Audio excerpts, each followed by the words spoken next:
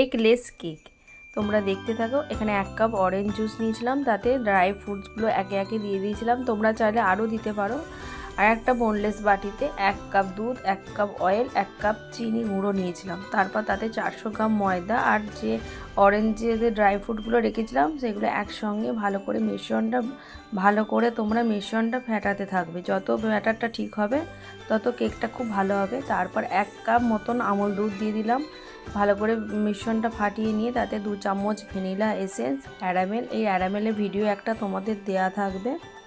তারপর তাতে একটু দারচিনি গুঁড়ো দিয়ে দিয়েছিলাম, পরিমাণ মতো নুন, 1 চামচ হচ্ছে বেকিং পাউডার, আর 1/2 চামচ বেকিং সোডা, আর 1 চামচ হচ্ছে ভিনিগার দিয়ে ভালো করে ব্যাটারটা ঠিক করে, আর যে বোলটায় আমি কেকটা বসাবো তাতে একটুখানি বাটার দিয়ে আর ময়দা দিয়ে ভালো করে বাটিটা মাখিয়ে দেওয়ার পর ঠিক এরকম যখন হয়ে যাবে তখন এখন উপর থেকে ড্রাই ফ্রুটস তোমরা যেগুলো খেতে ভালোবাসো ছড়িয়ে দেবে। প্রায় 1 ঘন্টার ওপর টাইম লাগবে কেকটা বেক হতে। ভালো লাগলে লাইক